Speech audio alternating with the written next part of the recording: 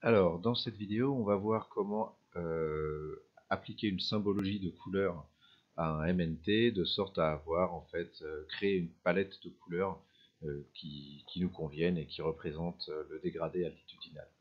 Alors pour ça, tout simplement, on fait un clic droit sur la couche de MNT, on clique sur Propriétés, on vérifie qu'on est bien dans l'onglet Symbologie, et dans le type de rendu, tout en haut, on va dire qu'on n'est pas dans une bande grise unique, mais dans des pseudo-couleurs à bande unique.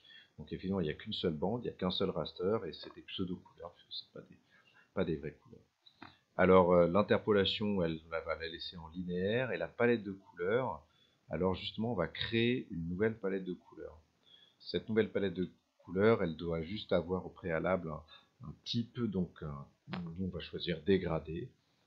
Sinon il y aurait aléatoire, un preset de couleur, etc. Dégradé. Alors là, il nous propose d'office un dégradé en deux couleurs, en démarrant du bleu vers le vert. Alors si on imagine qu'on a à gauche de nos dégradés les basses altitudes et à droite de nos dégradés les hautes altitudes, et ben on peut essayer de mettre des couleurs de sorte à, et on peut en mettre autant qu'on veut, de sorte à traduire une impression altitudinale à partir de couleurs un peu conventionnelles. Alors pour ça, le bleu au départ ça me convient, le bleu même s'il n'y a pas la mer, c'est une association d'idées. Au plus bas on va voir le bleu, au plus haut on pourrait imaginer qu'on ait quelque chose qui soit la neige. Encore une fois, hein, il ne s'agit pas de dire qu'on en a, mais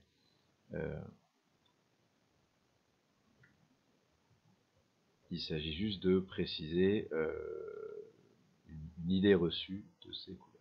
Alors si on veut rajouter, je l'ai fait plat par erreur sans faire exprès, si on veut rajouter maintenant une couleur entre les deux, eh bien on double-clique tout simplement au milieu.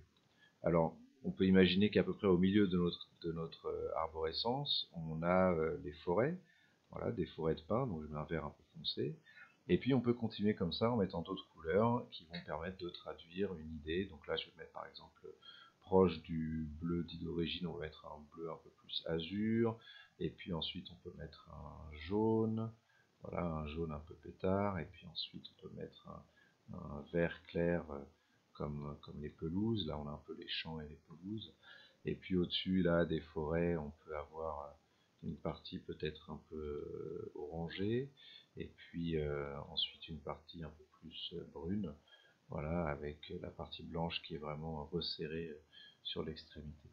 Voilà, alors tout ça on va pouvoir le modifier. On clique sur, si on veut supprimer un point d'arrêt, on peut cliquer sur le point d'arrêt et puis cliquer sur supprimer le point d'arrêt, ou sur la touche supprime si on s'est trompé. Voilà, donc là je clique sur OK.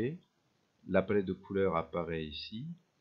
On peut cliquer sur classer et il nous propose automatiquement un classement en 1, 2, 3, 4, 5, 6, 7, 8 classes, en gros le nombre de couleurs qu'on a, où il va de lui-même répartir de manière équilibrée les valeurs d'altitude qu'on a, qui vont s'étaler entre 56 mètres d'altitude et 600 mètres d'altitude. On peut cliquer sur appliquer, voilà, et ça nous donne ce dégradé où on voit bien se détacher les parties les plus hautes, là en brun foncé, avec la partie sommitale comme des taches de neige, et puis tout en bas, les cours d'eau. Alors là, on pourrait imaginer qu'on essaye, on ne pourra jamais représenter réellement tous les fonds de vallée en bleu, hein, puisque plus on monte dans le fond de vallée, et plus on arrive vers des parties altitudinales qui prendront donc des valeurs de couleurs qui sont plus élevées dans notre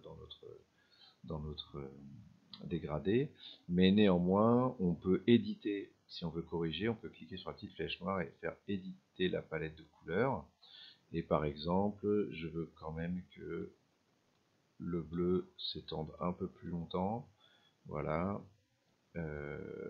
et puis que la différence entre les deux verts soit un peu plus importante, et que on ait peut-être le vert foncé euh, qui apparaissent déjà un peu avant peut-être, et on peut même rajouter un beige peut-être ici,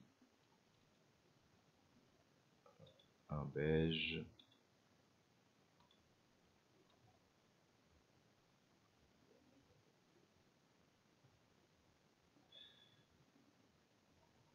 Voilà. On reclique sur classer, on reclique sur appliquer et on voit un petit peu la modification que ça a apporté. En gros, ça a renforcé un peu l'impression des surfaces en eau du fond de valle. Cette palette de couleurs, on peut la sauvegarder la palette de couleurs éventuellement si on voulait la sauvegarder et l'appeler par exemple altitude.